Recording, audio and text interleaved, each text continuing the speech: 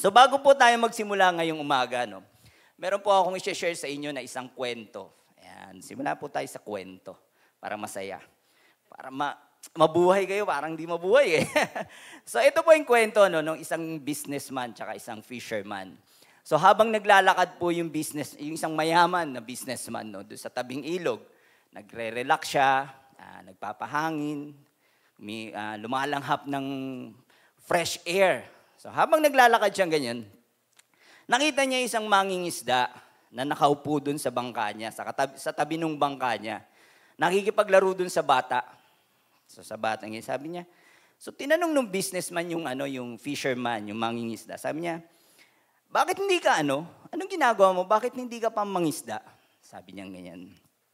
Sumagot yung mangingisda, yung fisherman, sabi niya, tapos na. Sapat na yung nahuli kong isda para sa araw na ito. So sumagot yung businessman, bakit hindi ka pa manghuli ng mas marami? Maaga pa naman, marami ka pa sigurong mahuhuli. Sabi niya ngayon.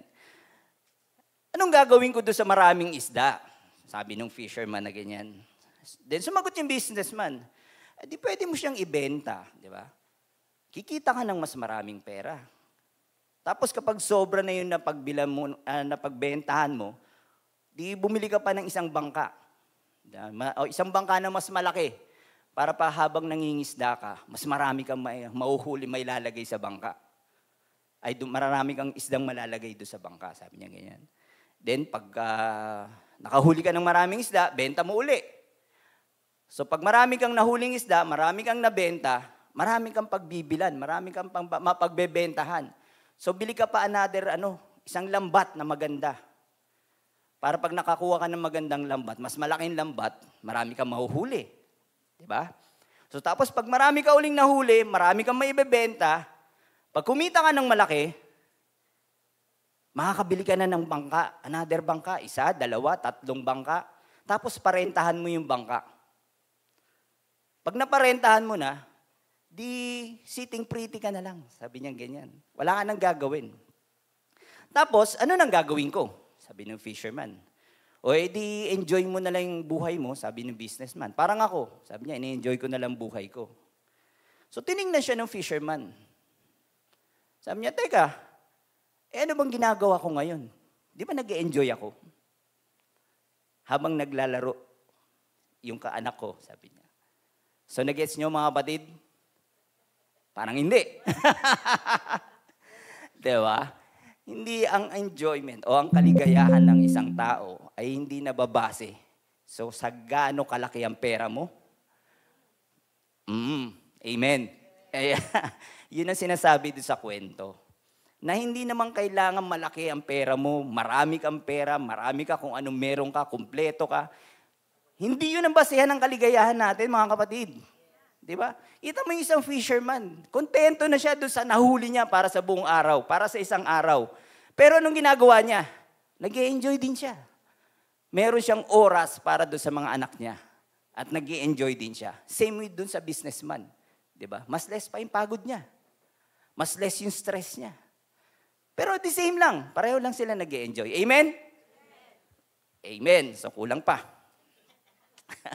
Sabi nga, ang pera o ang kayamanan natin ay hindi sukatan ng pagiging kontento sa buhay. Hindi ito laging magkaugnay, ang pera at ang kaligayahan. Hindi po mga kapatid. Kung ganun po, di sana wala tayong naririnig na mayayaman pero miserable ang buhay. Di ba? Kung ganun po yun na magkaugnay yung dalawa, di sana wala tayong nakikitang pulube na masayang masaya. Di ba? Naglalaro doon sa kalsada.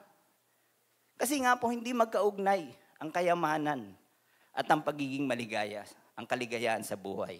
Amen? Kasi di ba, sa ngayon po, sa panahon natin ngayon, mapapansin po natin na maraming individual na walang contentment o walang kasiyahan sa buhay. Hindi makontento. Palaging, I want more, di ba? More of this, more of that. I want this, I want that. I want more. Di ba? Sa cellphone lang, di ba? Kakapalit mo lang last month. May bago na namang mag-o-open ngayon. Gusto mo, meron ka na naman. Di ba? Sa mga sapatos, sa mga damit. Di ba? Kung ano yung uso, gusto mo, meron ka. I want this, I want this, I want that. Yun ang, ano aminin po natin, di ba? Sa panahon po ngayon, maraming ganun. Hindi man lahat, pero marami pong ganun, na hindi makontento kung anong meron sila. Marami ang naghahanap ng iba't ibang bagay na sa tingin nila magpapasaya sa kanilang sarili. Karamihan ng pagiging kontento nila ay nakabase sa pagkakaroon ng malaking pagbabago o improvement o pag-unlad sa kanilang buhay. Kung meron tayong mas magandang trabaho, may magandang business, may magandang bahay, magagandang sasakyan, malaking pera sa bangko, magandang estado sa buhay. Kapag nakuha na lahat ng gusto nila, tsaka lang nila sasabihin na sila'y kontento sa buhay. Tama po ba? Pero siguro, sino po ba nakakilala kay Sheryl Crow? Naku, baka hindi na. Baka yung mga kaedad ko na lang dito, di ba? Si Sheryl Crow, kilala niyo pa ba yung mga kids? Si Sheryl Crow po isang singer na rockstar singer. Yan, nung panahon ng 80s. Sabi po niya dun sa kanta niya, dun sa lyrics ng kanta niya, sabi niya, "It's not getting what you want, it's wanting what you've got." Di ba? Tama ba? Nag-guess niyo po ba? Sample? Mamaya. Sabi niya, hindi daw ito nakukuha kung ano yung gusto mo, kundi gustuhin mo kung anong meron ka. Amen? Kung ano yung nandyan sa bulsa mo, kung magkano man halaga niyan, maging masaya ka na. Amen? Amen. Mukhang malaki-laki pera ni Kuya Den sa bulsa. So ano nga ba po ang sikreto ng pagiging kontento sa buhay? So yan po ang ating aalamin. Kaya ang title po ng ating topic for this morning is, ayan, thank you Kuya Pao, The Secret of Being Content. Ayan. Sikreto pero ilalahad ko sa inyo. Ayan, yan ang sikretong ibubunyag ko sa inyo. So mamaya, hindi na po secret to. Ibay na natin yung title natin. Amen? So ayan, basahin po natin yung ating passage for this morning. Sabay-sabay. Kita nyo po ba? Ayan, sige. Ito po ay from the book of Philippians 4, sa chapter 4, verse 10 to 13. Ayan, basahin po natin. 1, 2, 3. I rejoice greatly in the Lord that at last He renewed your concern for me. Indeed, you were concerned, but you had no opportunity to show it. I am not saying this because I am in the need, for I have learned to be content, whatever the circumstances. I know that is to be in need and know what it is to have plenty. I have learned the secret of being content in any and every situation, whether well-fed or hungry, whether living in plenty or in want. I can do all this through Him who gives me strength. So, basahin po natin sa Tagalog para sumobra. Ayan. Para po mas maintindihan natin, maunawaan natin. Habang i-explain po natin mamaya. So, ito, basahin po natin. 1, 2, 3. Lubos akong nagagalak sa Panginoon dahil muli niyang pinakita ang pagmamalasakit niyo sa akin. Alam kong lagi kayong nagmamalasakit sa akin, kaya lang wala kayong pagkakataong maipakita ito. Hindi ko sinasabi ito dahil nanghingi ako ng tulong sa inyo, sapagkat natutunan kong maging kontento anuman ang kalagayan ko. Marunong akong mamuhay sa hirap o ginhawa. Natutunan ko ang lahat ng ito, kaya maging anuman ang kalagayan ko, busog man o gutom, sagana o salat, kontento pa rin ako. Kaya kong harapin ang kahit anong kalagayan sa pamamagitan ng tulong ni Kristo na nagpapatatag sa akin. So let us pray po. No? Lord God, maraming salamat for this morning, Lord, na pinagsama-sama niyo po kaming lahat para po magbigay ng papuri sa inyo, Panginoon, at makinig po ng mga mensahe niyo para sa aming lahat, Panginoon. Hinihiling po namin, O Lord God, ang iyong presensya. Punuin niyo po ng iyong banal na Espiritu. Ang room na ito, Lord God, ang aming mga puso, ang aming mga isipan, Panginoon. Buksan niyo po ito para sa iyong mga salita, O Lord God. And we pray to you, Lord God, na to override my preparation at kayo po ang maitaas, Panginoon, ng mga ang iyong mga salita, Lord God, we ask you, Lord, to intercede, Panginoon, sa amin para to sa araw na ito, O Lord God. Maraming salamat at lahat po ng ito ay tinataas po namin sa ngalan ni Jesus. Amen and amen. So, gising pa po? Ay, parang hindi nakatulog agad. Gising pa ba? Amen. Ayan, dapat po masaya tayo, di ba? Every Sunday lang. Hindi, sabi ko nga, hindi lang every Sunday, araw-araw. Pero pag ganitong may celebration po tayo, dapat mas buhay tayo, mas galak po tayo. Nandun yung galak, di ba? Ganun yung saya. Kasi ito nga po yung binigay na kapahingahan sa atin ng Panginoon, di ba? Every Sunday. Na magkaroon tayo ng celebration para sa Panginoon, magkaroon tayo ng oras para sa Kanya. Dahil yung Monday hanggang Saturday, busy po tayo, di ba po? Sa eskwela, maraming mga plates, maraming mga homework. Sa trabaho, pagod tayo. Sa traffic, di ba? Sa mga gawain sa bahay, tama. Maraming ginagawa. Kaya kapag Sunday po, dapat masaya tayo. Amen? Sige, mamaya sasay-pare tayo. So dito po sa ating passage this morning, no, nakikita po natin dito na si Pablo po nasa bilangguan dahil sa mga tiwaling opisyal at mga maling paratang sa kanila dahil sa pagpapalaganap po nila ng salita ng Panginoon. Naghihirap po sila, si Pablo, at anytime, posibleng paratang ng kamatayan o hatulan pala ng kamatayan. Pero nandito po siya at nagsasabi sa atin kung paano mahanap ang tunay na kasiyahan o kaligayahan na maging kontento sa anumang ating kinalalagyan o kalagayan, yung situation, yung present situation. Ang mga taga-Pilipo po ay nagpapadala ng tulong sa kanya habang siya po ay nakakulong. So siguro yung mga tulong nito, aside sa pera man or siguro mga regalo posible niyang pagkain, di ba po, yung mga gamit niya sa hygiene o yung pagtulog, na makakatulong po kay Pablo sa pangangailangan niya. Ngayon po itong liham na ito na sinulat ni Pablo, gusto niya pang ipahayag yung kanyang taus-pusong pasasalamat sa mga Pilipo. Pero at the same time, ay ayaw din niyang mabigyan ng maling impresyon na hindi sapat ang Panginoon sa kanya. Gusto niyang iparating sa Pilipo, sa mga taga-Pilipo, na kahit wala naman yung tulong nila, ay kontento ko sa kalagayan ko. Kontento ko sa sitwasyon ko. Ayaw niyang isipin sa mga Filipo na hindi siya nasisiyahan kahit wala yung tulong na buhat sa kanila. Pero at the same time, gusto rin ni Pablo na ipaalam sa mga taga-Pilipo na talaga namang ina-appreciate niya yung pagiging bukas palad ng mga Pilipo. Talagang very thankful siya. Very grateful siya sa mga tulong na binibigay ng mga Pilipo. Kaya naman sinulat niya ang liham na ito sa mga taga-Pilipo nang may pasasalamat at may halong pag-aral sa pagiging kontento, sa kasiyahan, at may kasiyahan sa anuman ang kanyang kinalalagyan o sa kanyang kalagayan. Aside sa pagpapasalamat, sinabi po niya dito sa liham na ito na dapat maging kontento tayo kung anong meron tayo.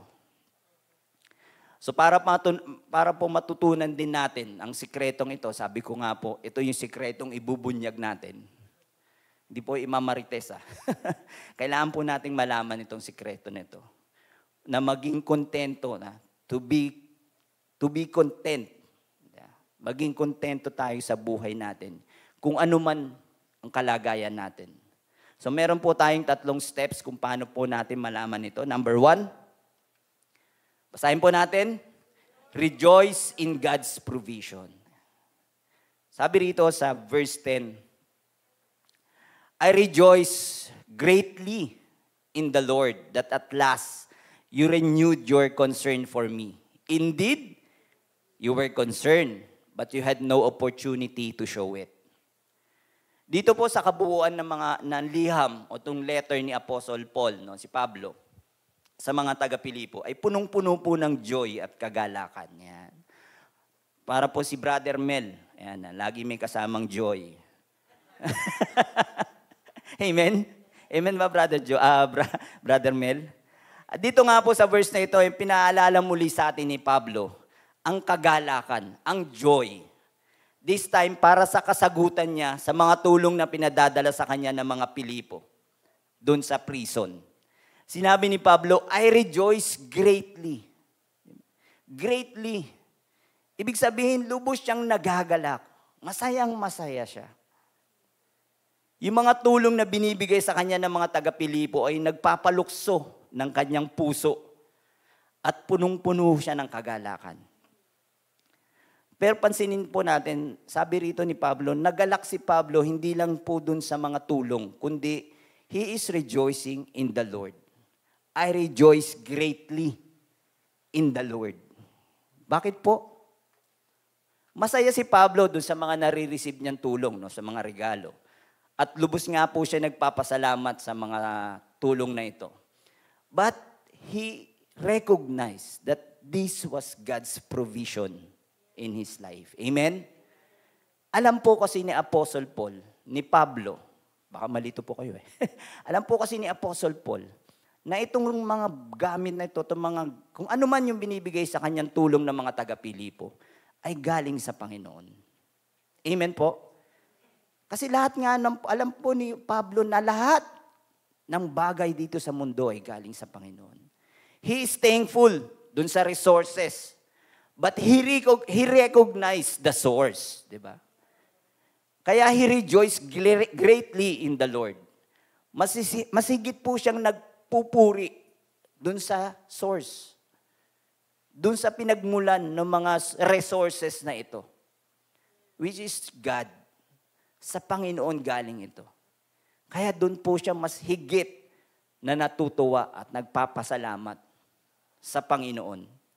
Dahil alam po ni Pablo na everything we have comes from the Lord. Amen? Yes, totoo naman po na nagtatrabaho tayo para kumita. Pero sino po ba nagpo-provide sa atin ng kalakasan? Sino po nagpo-provide sa atin ng magandang kalusugan para magtrabaho tayo? Sino po yung nagbigay sa atin ng kaalaman o yung skills natin para sa trabahong ito? At sino po yung nagbibigay sa atin ng opportunity na makapagtrabaho? Sino po? Amen. It all comes from our Lord. Amen? Lahat po yan galing sa Panginoon. Yung sa mga pagkakataon pong nangangailangan tayo, dumating tayo na may problema or kakulangan sa pinansyal. Yung mga kapamilya mo, yung mga kaibigan mo, yung mga kapatiran mo sa simbahan, tutulungan ka. Yes, dapat mo silang pasalamatan. But you have to also recognize yung source na nagbigay sa kanila para matulungan ka. Ginawa silang channel of blessings sa mga pangangailangan mo. Kaya sino ang dapat natin pasalamatan at i-recognize? Kundi ang ating Panginoon. Amen? Always acknowledge our Lord. Magpasalamat tayo sa Diyos sa bawat provision na pinagkakaloob niya sa atin. It's either maliit man yan o malaki man yan, sapat yan sa pangangailangan natin. God knows our need more than we know ourselves. Tandaan niyo po ito, it's not about what we want, but it's what we need.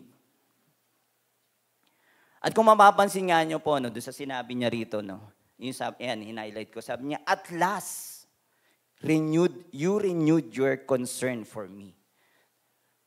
Kung babasahin pa, parang yabang naman ito si Apostle Paul, parang inalaska pa kami.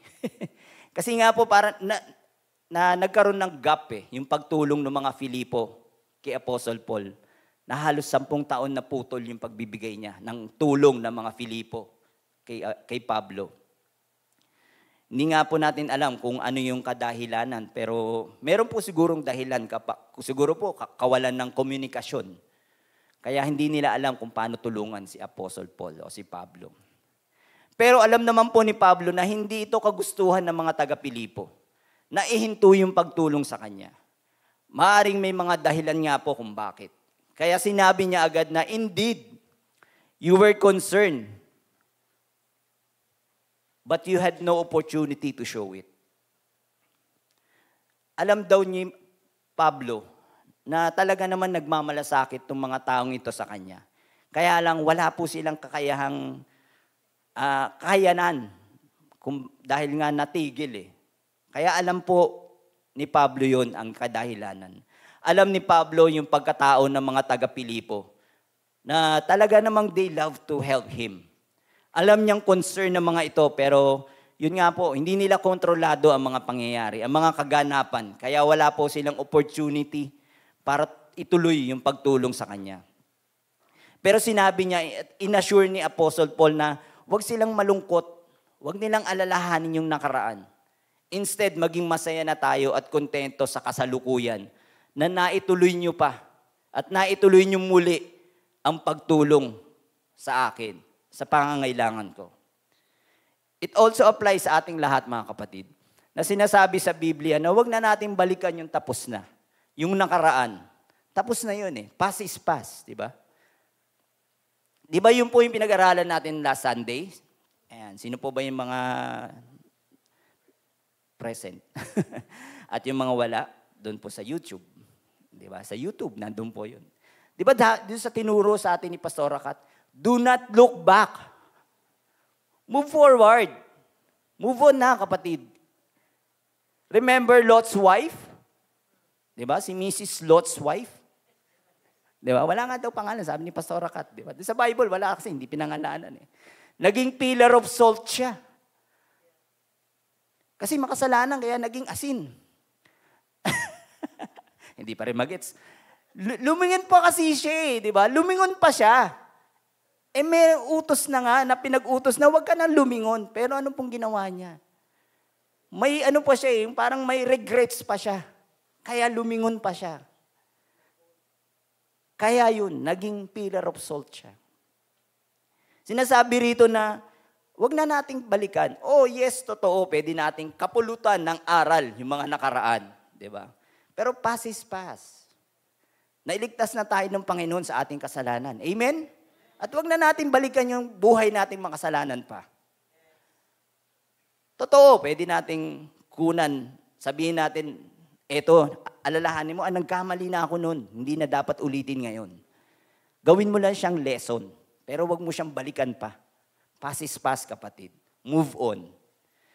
Kaya yung din po ang naisip pairating ni Pablo doon sa mga taga-Pilipo na huwag na silang maglala doon sa nakaraang 10 taon na hindi kayo nakapagbibigay, na hindi kayo nakatulong sa akin. Huwag nyo na yung pansinin. Huwag nyo na, it doesn't matter, sabi niya ngayon. Ang importante, ngayon, di ba? Yung present, na nakatulong kayo uli, na nagkita tayo, nalaman nyo na nandito ako nakakulong, at nagpatuloy po kayo sa pagtulong sa akin. Yun ang gustong iparating ni Apostle Paul sa mga taga-Pilipo. Importante yung present. Move forward. Amen po? At sabi nga, ang kagandahan ng pag-share ng blessing o pagtulong sa kapwa ay nagbibigay ng kapurihan sa ating Panginoon. Ang pagtulong nga po ay nagbibigay sa atin ng pagpapala o blessing. Nag-aabot tayo ng pagmamahal at pagmamalasakit sa mga taong nangangailangan. May pagpapala din po dun sa mga tumatanggap ng tulong sa oras ng kailang pangailangan. Sabi nga po dito sa isang Chinese proverbs, ayan, sabi rito, if you want happiness for an hour, take a nap. If you want happiness for a day, go fishing. If you want happiness for a month, get married. If you want happiness for a year, inherit a fortune. If you want happiness for a lifetime, help somebody else. Amen po? Mahalin natin ang kapwa. Yun po ang pinag-uutos sa atin ng Panginoon, di ba? Love your neighbor as you love yourself. So dapat po, patuloy po tayong tumulong sa ating kapwa. Dahil nandun po ang blessing. Kung minsan nga po yung natatanggap natin sa Panginoon na sobra, ay hindi po para sa atin yun. May purpose po yun. Para sa iba po yun na nangangailangan. ginamit ka lang ng Panginoon na maging channel of blessing. Kaya kung minsan meron kang sobra-sobra. Kaya ngayon nga kapatid, alam mo na pag may sobra ka. Di ba? Merong taong may kulang. May sobra ka, may taong may kulang. At ikaw ang magpupunon. Dahil sa Panginoon. Dahil sa blessing ng Panginoon. Amen? Kaya sa ating pagbibigay at pagtanggap, ang pinakamahalagang natutugunan po natin ay yung pagbibigay papuri sa ating Panginoon. Dahil siya ang nag-provide sa lahat ng ating pangangailangan. Kailangan ng kapitbahay mo, Panginoon na nag-provide, ginamit ka lang. Magalak tayo sa Diyos dahil siya ang ating great provider. Amen? The next step, after rejoicing in God's provision, sinabi rito, be content whatever our circumstances. Ayan. Sabi ni Pablo dun sa verse 11, sabi niya, 11 and 12, sabi rito, I am not saying this because I am in need, for I have learned to be content whatever the circumstances. I know what is to be in need, and I know what is to have plenty. I have learned the secret of being content in any and every situation, whether well-fed or hungry, whether living in plenty or in want. Sabi nga, content means from the Greek word, nalagay ko ba? Ayan, pinag-aaralan ko pa yan. Autarkis. Ayan, ginugol ko po yung pag-pronounce eh. Correct me kung mali pa. Autarkis means literally self-sufficient. In other words, contained, satisfied, enough. Diba? Sobra. Or sakto lang. Enough. Or sobra nga. Nung sinulat po ni Apostle Paul tong liham na ito, nais niyang maging maingat po sa usapin pagdating po sa mga tulong na binigay sa kanya ng mga taga-Pilipo. Kung minsan po kasi, di ba, siguro kayo naranasan yun. No? Kapag pag may nagbigay sa iyo ng regalo, syempre once na magpasalamat ka, parang iba yung nagiging dating sa kanila. Naranasan nyo na po ba yun? Binigyan ka, di ba, ng regalo. Uy, kapatid, maraming salamat ha. Ganda ng regalo mo. Kasyang-kasya sa akin. Fit na fit. Sakto itong darating na taglamig. Sakto sira na yung jacket ko na panlamig.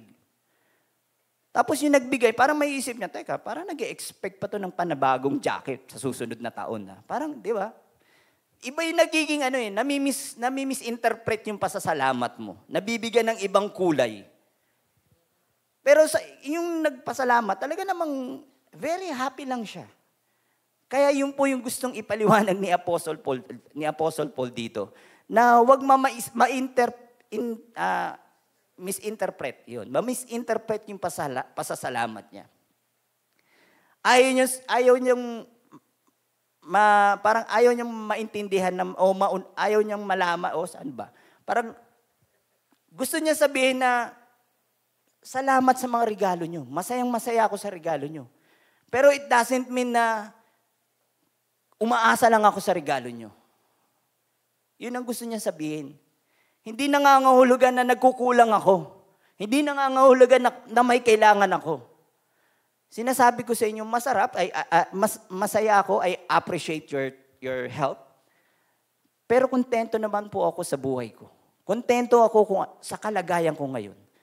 Dahil meron akong Panginoon na nagsusupply ng pangangailangan ko. Amen? Yun po yung gustong iparating dito ni Apostle Paul sa mga taga-Pilipo. Gusto niya sabihin na totoo na nangangailangan siya, pero kahit hindi man dumating yung mga tulong nila, okay ako. Okay siya. Kaya sinabi niya sa liham na, I have learned to be content whatever the circumstances. Natutunan ko maging kontento anuman ang kalagayan ko. Kung ano man ang kanyang present situation, he's okay. Isipin mo na kahit nasa kulungan siya, pinahihirapan, at walang kasigurahan kung bukas, buhay pa siya. Haharapin niya ang parusang kamatayan. Pero kita niyo po, taglay pa rin ni Pablo ang kagalakan. Tingnan po natin yung sinabi na dito sa unang verse. Sabi niya rito, nawala. Ayun, sabi. Ayan, sinabi nga po niya doon sa verse 4, rejoice in the Lord always. I will say it again, rejoice. Di ba? Magalak po tayo. Kahit nandun siya sa kulungan, yun po yung encouragement sa atin. Encouragement ni Pablo, na kahit nandito ko sa kulungan, dumadanas ng kahirapan, maging magalak po tayo. Ano man ang situation natin, magalak tayo. Magpasalamat tayo sa Panginoon. Okay siya, kontento siya. Ano man yung kalagayan niya, nangangailangan siya. Alam ni Pablo na kasama niya ang Panginoon. At ang Panginoon ay nasa kanya. At ang Diyos ang siyang magpupuno sa lahat ng pangangailangan niya. Sa anumang oras at anumang pagkakataon. At yan din po sinasabi sa atin ng Biblia. Na matuto po tayo makontento, anuman ang ating present situation. Mahirap man yan o maayos, kaya natin magpapuri sa Diyos. Totoo po, di ba? Mahirap, ay madaling mag-praise sa Panginoon, magbigay ng mag-praise the Lord kung maayos yung situation natin. Kung wala po tayong dinadaan ng pagsubok, madaling magbigay ng papuri sa Diyos. Madaling magtaas ng kamay, praise the Lord, praise the Lord. Pero kapatid, paano pag dumating yung pagsubok sa buhay mo? Makapag-praise the Lord ka pa ba? Paano kung yung big C, stage 4, makakapag-praise ka pa ba? Paano kung ang saya-saya mo sa trabaho, bigla kang tinanggal? Makakapag-praise ka pa ba? Kaya pa bang umawit ng praises song kung natanggal ka sa trabaho? Kung bumagsak ka sa exam mo, repeat ka uli. Makakapag-praise ka pa ba sa Panginoon? Kaya mo bang magalak kung pinaalis ka na doon sa bahay mong nirerentahan mo? Makakapag-praise ka pa ba? Makakapag-praise ka pa ba sa Panginoon? Yun po ang sinasabi dito ni Pablo. Na ano man ang pinagdadaanan nating paghihirap, ay panlabas lang yan. At hindi po dapat maapektuhan ang ating panloob na kalagayan. Hindi dapat maapektuhan ang ating spiritual being. Na kahit lugmok tayo sa kahirapan, patuloy tayong magbigay papuri sa Panginoon. Dahil sigurado tayo sa Kanya na hindi niya tayo iiwan o pababayaan. Basta't manatili lang po tayo sa Kanya. At panatilihin natin ang Panginoon sa ating puso, sa ating buhay. Hindi tayo pababayaan ng Panginoon. Amen? Ayun po ang pinupunto dito ni Pablo na siya ay kontento. Ano man ang kalagayan niya patungkol sa kanyang physical condition. Doon po sa circumstances na sinasabi nga. Kung ano man yung physical na nararanasan niya. At wala po yung kinalaman sa kanyang spiritual growth. Dahil ang kanyang spiritual being ay mas mahalaga pa para sa kanyang physical na pangangailangan. At pagdating naman sa kanyang spiritual growth, ay hindi pa siya kontento. Di ba yun nga po yung pinag-aralan natin? Ayan, sabi niya sa Philippians 3 verse 12, last na Sunday na pinag-aralan, nabanggit natin, not that I have already obtained all this, or have already arrived at my goal. But I press on to take hold of that for which Christ Jesus took hold of me. Sinasabi niya rito na kahit ilang taon na siyang nagsisilbi para sa Panginoon, ay hindi pa rin niya nakakamtan ang lahat. Hindi pa niya naaabot ang lahat. Isipin mo, ilang taon na humaharap siya ng persecution. Pero sinasabi ni Apostle Paul, hindi ko pa rin nararating ang dapat kong abutin. Hindi siya kontento kung ano man yung narating niya. Sa kanyang spiritual growth po. Hindi doon sa physical na nangyayari. Sa kanyang physical growth. Kaya kapatid, bilang isang Kristiyano, ang pagkakaroon po ng kasiyahan ay hindi nangangahulugan na tatanggapin na lang natin kung ano po yung resulta ng ating kalagayan. Yes, we have to accept maging maligaya tayo sa ating kinalalagyan ngayon, sa ating present situation. Pero kung may magagawa kang pagbabago, Magagawa mong baguhin ang isang masamang sitwasyon. At dapat lagi mong hangarin na mapabuti ang iyong sarili. Basahin po natin, dito sinabi sa 1 Corinthians 7:21-22. Sabi rito, "Were your slave when you were called, don't let it trouble you. Although if you can gain your freedom, do so. For the one who was slave when called to faith in the Lord is the Lord's freed person. Similarly, the one who was free when called is Christ's slave." Tagalogin po uli natin. Sabi rito, ikaw ba'y isang alipin nang tawagin ka ng Diyos? Huwag kang mag-alala tungkol doon. Ngunit kung may pagkakataong kang maging isang malaya, samantalahin mo. Ang taong alipin ng tawagin ng Panginoon ay malaya na dahil sa Panginoon. Gayon din naman, ang taong malaya nang siya'y tawagin ni Kristo ay naging alipin ni Kristo. Meron po tayong permission para ayusin ang isang sitwasyon na hindi maganda para kay Kristo. Bilang isang Kristiyano, wag nating gawing dahilan o lisensya yung kalagayan natin ngayon upang tamarin tayo at mawalan tayo ng ambisyon para sa ating spiritual growth. Kasi sabi ni Apostle Paul, maging maligaya na lang daw tayo sa kalagayan natin ngayon. Hindi, kapatid. Yung physical na nangyayari, oo. Pero yung spiritual growth mo, katulad nga ni Apostle Paul, nasabi niya yung kanyang spiritual being, mas malayo, mas malakas, mas mataas, mas malawak kaysa dun sa physical na nangyayari sa kanya. Yun po ang sinasabi ni Apostle Paul. Na kailangan yung physical, yung ating spiritual growth ay hindi nakukontento na, nandito ka na lang. Nandiyan ka, nagsisilbi ka sa simbahan, busy-busy ka sa ministry. Hindi pa yon, kapatid. Sinabi nga ni Pablo, ako nga ilang taon na, almost 25 years. Di ba? Kahit ating mga pastora, ilang taon na sila. Hindi naman sa matanda na sila. Di ba? Patuloy po, yung proseso ay patuloy po ang ating paglago ng ating spiritual growth. Hindi po tayo titigil na lang. Okay na ako, 52 years old. Ay, nalaman niyo yung age ko. 52 years old na ako, dito na lang ako, kontento na ako, hindi na ako mag-aaral, hindi na ako. Okay na ako. Hindi, kapatid. Habang nabubuhay ka, may pagagawa sa iyo ang Panginoon. Amen? Kaya patuloy ka. Para kilalanin ng Panginoon. Patuloy ka na pagyabungin ang iyong spiritual being. Amen?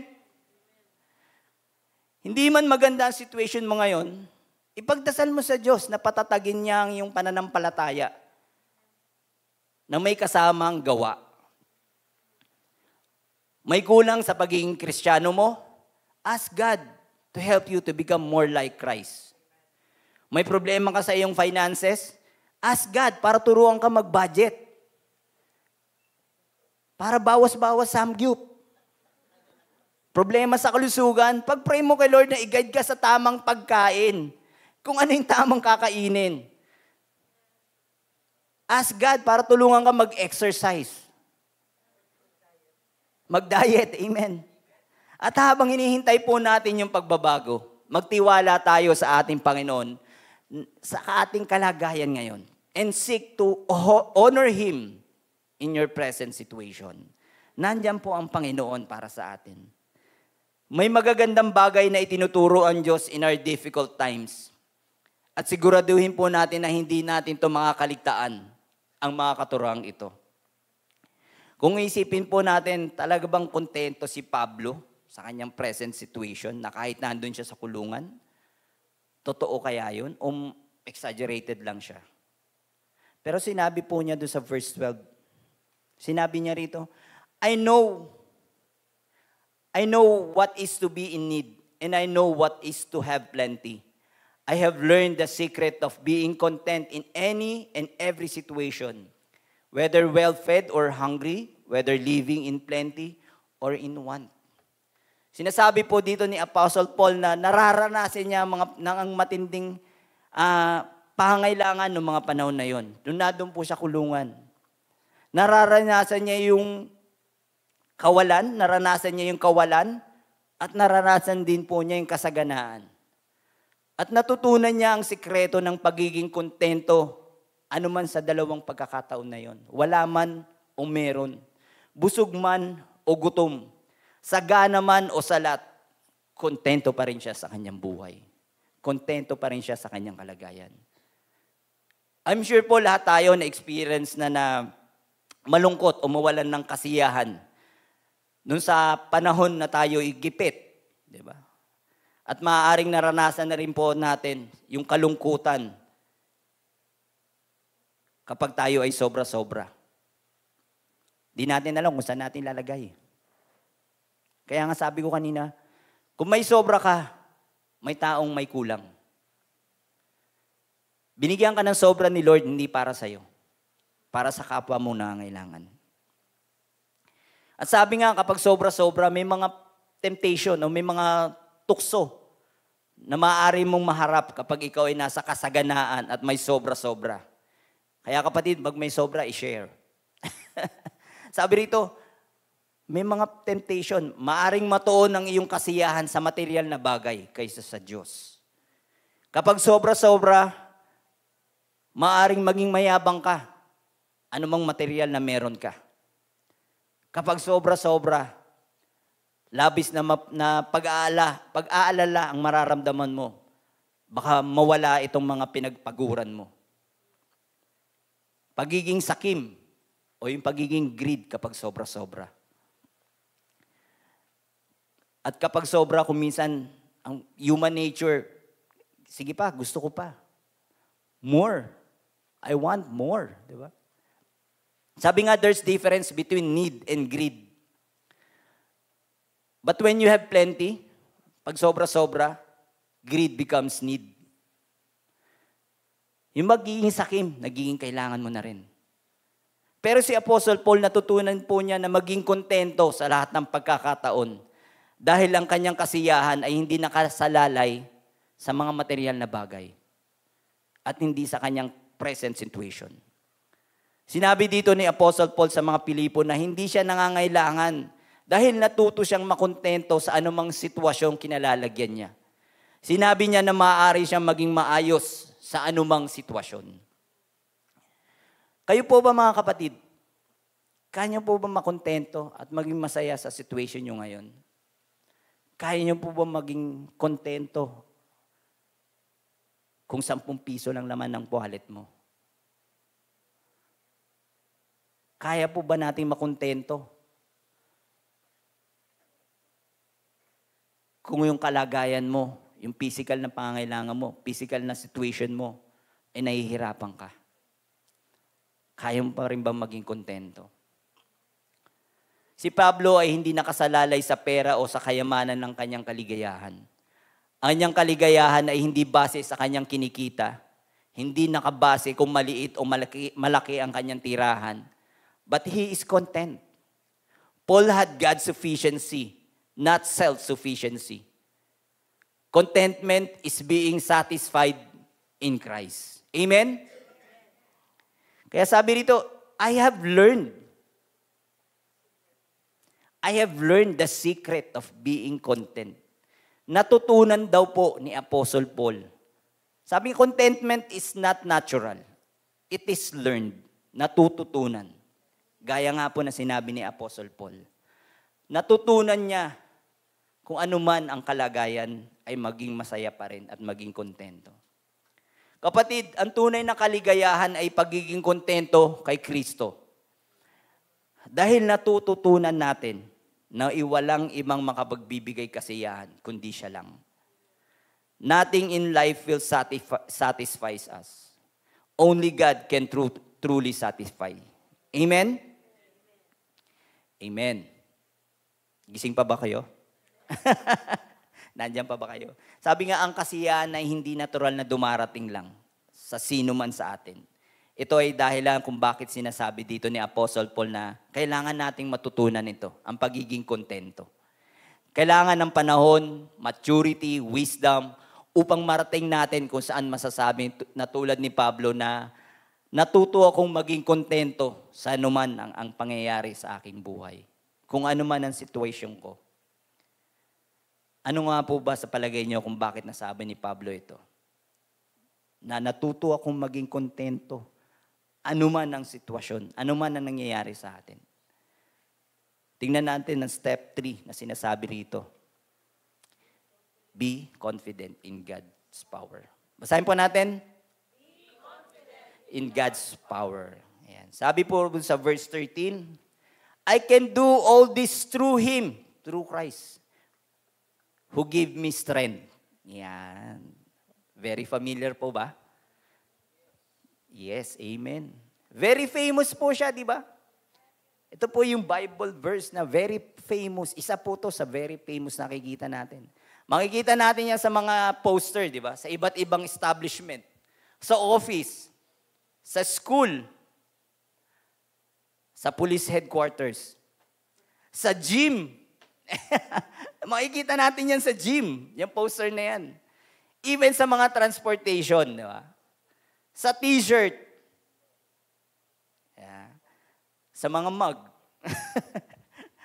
Habang nagkakape ka, makikita mo, ganda ng kasulat dito. Di ba? I can do everything through Christ who give me strength. Very famous. At very famous din na nami-misinterpret ang verse na ito. May isang tao na kare-regular lang sa trabaho. Minimum pa lang ang sweldo. Gusto agad bumili ng bagong kotse. Kahit hindi pa sapat yung sweldo niya para bayaran yung monthly payment nito, bili agad. Bakit? Kasi naka-poster dun sa table niya, I can do everything through Him who give me strength. Yung lalaki, punta sa gym, laki ng katawan, taba. Di ba? Oh, sabi nung instructor, okay ka ba? Kaya ko to. Kasi nakasulat doon sa t-shirt niya, I can do everything through Him who give me strength. Yung estudyante, kapag may exam, konting review lang, okay na yan. Kasi nakaprint doon sa notebook niya, I can do everything through Christ who give me strength. Okay na yung konting aral lang, papasa ako niyan. Di ba? Sa mga nagpipreach ng prosperity gospel, kapag hindi mo alam yan, hindi ka yayaman. Kapatid, wala pong ganun. Lahat ng salita ng Panginoon ay magpapaunlad sa atin. Magbibigay sa atin ng kapunuan. Walang hindi. Ginagamit ang maling context, paggamit. Ang nakakabahala pa, halimbawa may makaisip na tumalon pababa galing sa mataas na building. I can do everything through Him who gave me strength. Bug! Anong kasunod? Hindi kita malilimutan. Kasi nakaprint sa t-shirt niya, I can do everything through Christ who give me strength. Tumalon sa building. Tandaan po natin kapatid, nang sinulat po ni Apostle Paul, itong sulat na ito, ay nandun siya sa loob ng kulungan. Pinahihirapan, beaten black and blue, na halos ikamatay niya. Tumatanggap ng lashes every day. Minsan walang makain, hindi makatulog. At yun ang kanyang present situation. Nung time na yon, nang sinulat niya ang verse na ito. Kaya sinabi niya sa kanya sa sulat na, I can do all this through Christ who give me strength. Ang lahat ng ito'y magagawa ko at kaya kong tiisin, kaya kong tanggapin, kaya kong pagdaanan dahil sa lakas ng kaloob sa akin ni Kristo. Yun po yung sinasabi ni Apostle Paul dito, mga kapatid. Hindi po sinasabi dito sa verse na I can do or get anything I want through Him. na kaya kong gawin na kahit ano. Kahit magnakaw ako, hindi ako makikita sa bangko ng CCTV. Ang ibig po sabihin ni Pablo dito na kahit ano ang kanyang sitwasyon, dun sa kulungan, anumang pagsubok kanyang harapin, gaano man kahirap ang naghihintay sa kanya, na anytime may pwede siyang patayin, no matter how difficult the road ahead, God will give me strength to make it through. Amen? Yun ang sinasabi rito. Kaya ganun din po tayo, kapatid. Kung ano man yung present situation natin, alam natin ng Diyos ay sasamahan tayo. Tutulungan niya tayo. Hindi niya tayo pababayaan. He will not leave us nor forsake us. That's the promise.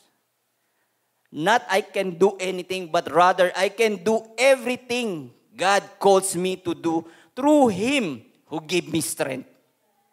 Hindi nangangahulugan na tutulungan ka ng Diyos na gawin ang anumang gusto mong gawin. Sa halip ay tutulungan ka niya na gawin kung anuman ang pinaggagawa niya sa iyo, kapatid. Hindi yan para sa iyo. Yan ay pinaggagawa sa iyo ng Panginoon. Siya ang magbibigay sa iyo ng kalakasan para gawin yan. Nahihirapan ka magsilbi sa Panginoon, tutulungan ka ng Panginoon. It's not for yourself, but it's for His glory, kapatid. Nahihirapan ka sa present situation mo, andyan ang Panginoon para tulungan ka. Nahihirapan ka kung ano man yung pinagagawa sa'yo, nandiyan ang Panginoon para gawin, para tulungan ka. Kung ano man yung kalooban ng Panginoon, kung ano yung duty na binibigay sa iyo ng Panginoon, kung ano yung pinagagawa niya, nandyan siya para sa kanyang kapurihan. Amen? Kaya sikapin po nating maunawaan ng verse na ito at iwasan po nating magamit sa maling konteksto. Ito po ay isang napakagandang pangako ng Diyos. God say He will give you the power and the ability to do whatever He asks you to do for His kingdom and glory. When you are doing His work, you can always claim this promise. I can do all things through Christ who strengthened me. And be confident in His power. Amen? Kung nasa buhay natin si Kristo, hindi natin kailangan taglayin pa ang lahat ng bagay dito sa mundo. Alam natin na ang mundong ito at lahat ng naririto ay pansamantala lang. Temporarily. At alam natin na may mas mabuting naghihintay sa atin sa langit na pine-prepare ni Jesus. At makakamit natin ito sa takdang panahon sa pamamagitan lamang ni Kristo Jesus. Amen? As we end, remember this contentment is our joy in Christ Jesus. God will give us what we need. We have enough to be content. The problem is our hearts, ang ating puso, and our way of thinking. We think we need so much more and more. But sabi nga ni Apostle Paul, we must learn to be content. Contentment is found in Christ Jesus. Whether in plenty or hunger, Paul was sufficient because of his relationship with Christ Jesus. He's not looking at his checkbook. He's looking at Christ. He is not looking on his circumstances because his eyes are fixed on Jesus. Kapatid, ang tunay na kasiyahan ay hindi dapat nagmumula sa kung ano ang meron tayo, kundi nagmumula kung sino ang mayroon tayo. Amen? And that is Jesus. Napakaganda po ang sinabi dito ni Corrie ten Boom, no? A Christian writer and a public speaker. Sabi niya dito, you may never know that Jesus is all you need until Jesus is all you have.